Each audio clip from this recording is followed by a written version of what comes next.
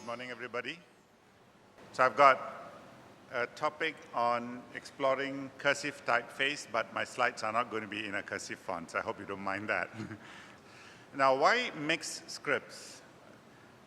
We have a situation in Malaysia and also in my neighboring country, Singapore, where we have signboards that are displayed in multiple languages. That's not uncommon. I think it's more common in India.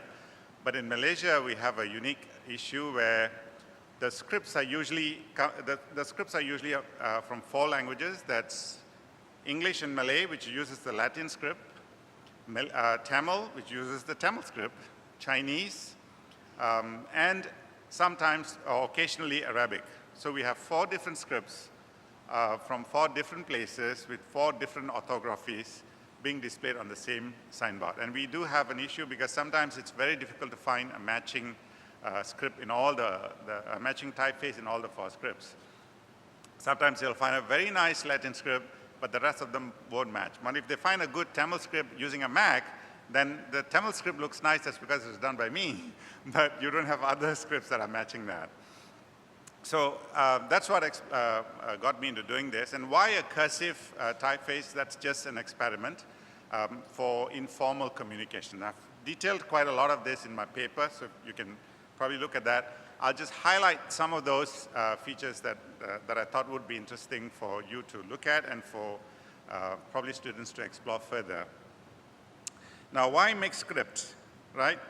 I've already talked about that. Now, the goals of this typeface, which I call Annai, Annai means mother in Tamil, is a cursive type. It's like when you write a letter to your mother. I don't know how many of you write anymore. I used to. But when you write to the mother, you don't use a very formal, tight typeface. You just want to write to her very casually. So that's why I chose the name Annai. It resembles text written with a marker pen. I wanted to ensure there's homogeneity across three scripts. The goal is to cover three scripts, which is Latin, Devanagari, and Tamil. I'm not very familiar with Chinese. I can recognize a few words here and there, but not good enough to do typography for them. I want to highlight some of the unique features I found in each of the scripts that we can explore to homogenize, to make them look alike when they're presented together in a signboard or in any document. And also, there are more rooms. I mean, this is still an exploratory typeface. It's not fully developed yet. But when I do things, when I introduce new features, I found there are more interesting things to explore, particularly with the introduction of new technologies like variable type, variable fonts, and so on. So, handwritten faces are common in Latin. You have seen quite a lot, Comic Sans, and for example, they've been around for a very long time. But we've not seen that many in the Indic space. There are some display typefaces that are like handwritten that do not cover all of the alphabets, but just enough to present a particular headline or the particular title. But we don't have a typeface that we can actually use for formal text or informal text. And also the degree of cursiveness, how cursive it is, varies by with the media that you use to write or the instrument that you use to write, right? And how much flexibility can we extend Indic scripts with it? How much cursiveness can we introduce? Because Indic scripts by nature are not cursive. Even if you look at the South Indian scripts written on palm leaves with a stylus, they are all discrete. They don't connect. The letters don't connect. Likewise, the Northern Indian scripts that are written with a reed pen, they don't connect either. So there are a lot of interruptions in the writing. But in modern day, my dad is a Tamil scholar, so he writes quite a lot of stuff. He still doesn't use a computer, in spite of me inventing the first Tamil input system many decades ago. He still writes. There are some level of connectedness there, especially when the E matra comes down and the next letter is a letter that goes up. You see them connected. So there are areas that we can explore, but I thought it was a little too much for me to do. I wanted to limit this scope. And also there's an issue of homogeneity. I want the text, I want the typeface to look similar across the three scripts. So Those are areas that we can explore for future designs. Now, what are the elements I looked at in realizing a homogeneous typeface across the 3 scripts, right? There are some areas of interest, but before that, I want to say that one way of looking at it is to think of the same person using the same pen writing on the same media, right? So I can write Latin, I can write Tamil, I can make do a little bit of Devanagari. I know how it works, but I don't do it on a day-to-day basis, but good enough for me to understand how the flow goes. So I've already talked about cursiveness. I mentioned that Indic alphabets or Indic letters are not cursive by nature.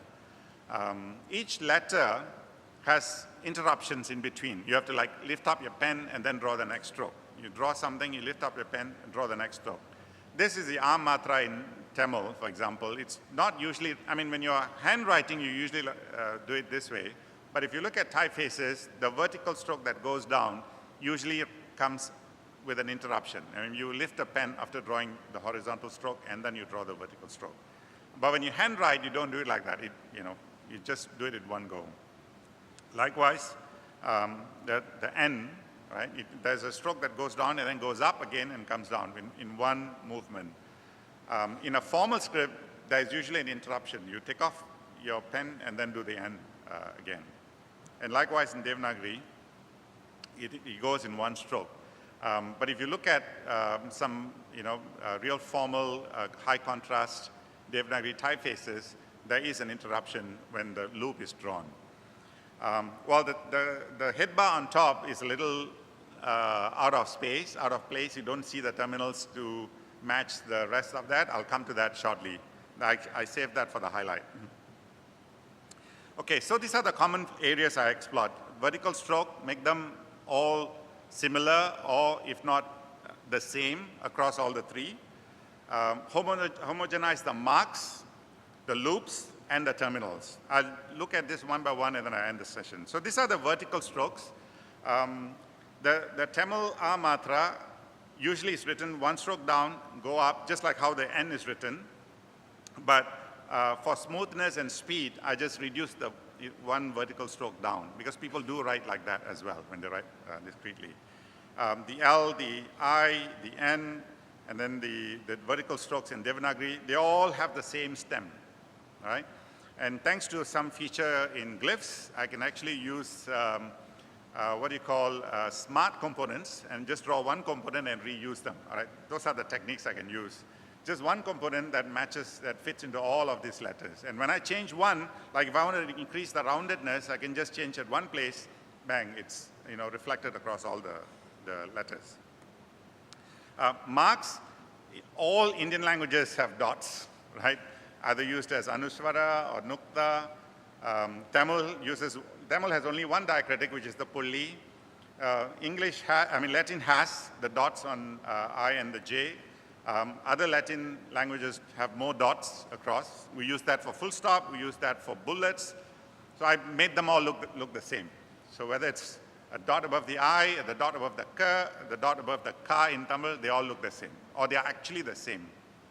It's the same component glyph that is used. Right? Loops, well, it's quite difficult because the loop movement in all the scripts are different. In Tamil, it goes from this way, right? From left to right, forward direction, right? Latin, O goes this way, counterclockwise. And Devanagari, I've seen 2 different forms. One is like a vertical loop that goes like that, or one goes like that, goes up and goes. Anyway, the movement is vertical. So one is forward, one is counterclockwise, and one is vertical. But, the shapes or the space, the counter space between the loops can be made to look similar. So that's about the maximum I could do with loops. Terminals are pretty easy. You can make them all look the same. In fact, they're all exactly the same that I've copied across all the scripts, except for the headlines. Again, that's a highlight. I'll show that to you later. You see a straight line. That's because when you write using a marker pen, you actually see the smudginess. I call them the knobs at both the ends of the terminal, right? But because these letters connect with other letters and the headline needs to be seen to be connecting all the letters together. When I introduce those knobs at the terminals, when the next letter comes, you will see smudginess. Can you picture that? Can? Right. So, which is why when people do Devanagari design, or when they design letters for Devanagari or Bengali or Gurmukhi, we leave this, and then we slightly have a negative side bearing so that it overlaps with the next character to give you a, but I want the terminals to be round, and I want the terminals to smudge up a little bit. There must be some form of stress at the terminals. What do I do? So I found a new technique, and this is another example of the thing that is in your, it's a beautiful typeface, very nice flow, very nice experiment. They have done like a serif type of look at the terminals of the headline. But you know, when the headlines connect to the next letters, you can see that maybe that's intentional, maybe that's a design feature that they have looked at. But for a text typeface, that may be a distraction. It may not look very nice. So how do I do that? So I have two extra glyphs, the left knob or the starting knob and the final knob. And I insert them at the start of the word and at the end of the word. That's all I do. I'm an engineer by background, so this is where my engineering skills come into play to enhance some of the design elements of typography. So before I do that, let me just show you a quick demo. So I type K. Can you see that two knobs are inserted because there are two ends? And I type a space and I type another K, I still get the same thing. But when I merge them together, if I remove the space in between, bingo, they connect in a straight line, as if it is written in a single stroke, right? So that's the highlight I wanted to save for the end. Likewise, thank you very much. Likewise, if you look at, okay, that's how the typeface looks like. English, Tamil, and Devanagari. Right? There's still a little bit of work to be done in the spacing and some marks positioning and stuff like that, but those are the extra works that the final polishing work that I need to do. So going forward, I think I've already quit my keynotes. Going forward, some of the features that I've used here are not unique to these scripts alone. I mean, they can be applied to other Indic scripts as well. Malayalam has some similar features to Tamil. Gurmukhi has some similar features to Devanagari. Bengali has some other unique features. In fact, I'm thinking of exploring that in a completely new project altogether, because the way they write Bengali and the way we look at typewritten Bengali are completely different. When I go to Calcutta or even Dhaka, and I ask the people to write for me, because I have passion for writing systems, it's so beautiful. Even the way they write is so beautiful. So that needs to be captured in some form of typeface, and that's something that I want to explore further. But these are some techniques you can use when you want to combine more scripts to make them look alike. You can increase the cursiveness so that there's less overlaps when you draw the strokes. Well, these are some of the points I wanted to share based on my projects. Hopefully that was useful to you. I thank the organizers for accepting this paper. Thank you very much.